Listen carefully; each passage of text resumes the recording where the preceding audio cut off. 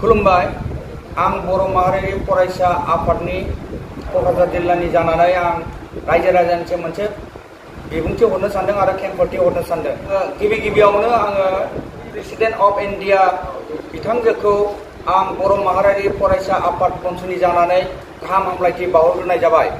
मानोना मैयासो जोंनि बर' रावा भारतनि संबिधानाव सेबखांजानायनि थाखाय आं रोजा रोजा आङो बर' माहारियारि बन्सु फरायसा आफादनि जानानै आङो गाहाम हामलायथि बावहरो।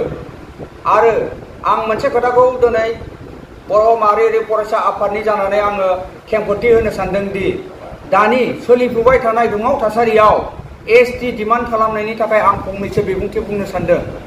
जोंहा बेयाव एसटि थाखानाय एसटिया मोनसेबो एक इन्सिबो एक बिन्दोबो खहा जानो मोननाय नङा। आरो जोंनि इडुकेसन बा साख्रि बाख्रि जिखुनु पर्यायाव जोंनि बे थाखानाय एसटिया मालाबाबो खहा जानो मोननाय नङा। आरो दिनै सय गणजस्थि एसटि बिनायाव एसटिखौ गमामायैनो होमारोबोला बेयाव जोंहा दिनै 45 लाखल' जोंहा एसटि दं। आरो बेयाव दिनै बेखौ सय गणगस्थिखौ एसटिखौ होयोब्ला दिनै 1 crore जागोन। बेयाव जोंहा माबा मोनसे खहा जागोन नामा जोंहा बेखौ साननाय दङ। आरो जोंनि दा जेखिनि थाखानाय एसटियाव ट्राइबेल माहारिया गासिबो थाखानायाव जाहाथे जोंनि बे एसटि गमामायैनो होमारोब्ला एक इन्सिबो खहा जानो मोननाय नङा। बेखायनो आङो गुरैयै खावलायहरदों जोंनि बयखौबो बर' माहारिल' नङा जिखुनु संगठन गासैखौबो जों खौसे जानो आङो बर' माहारियारि फरायसा आफादनि जानानै आं गुरैयै खावलायहरदों।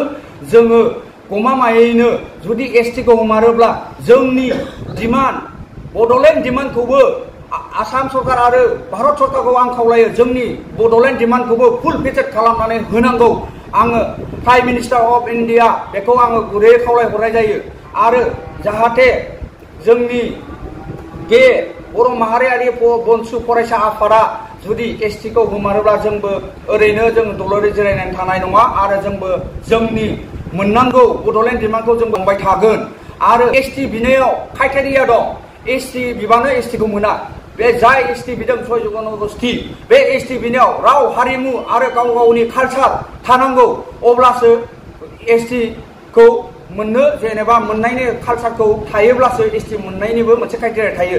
आरो जोंहा थायो मोनसेल' खोथाखौ आङो गुरैयै खावलायहरो आरो आङो बिबुंथि हरनो सानोदि जाहाथे जोंनि बे 45 लाखल' एसटियाव दिनै जुदि गमामायैनो बे एसटिखौ हमारोबा 6 जनगस्थिनो बेयाव 1 crore जागोन। बेयाव जोंहा माबा इफेक्ट गोलैगोन नामा जोंहा बेखौ जोङो सानो।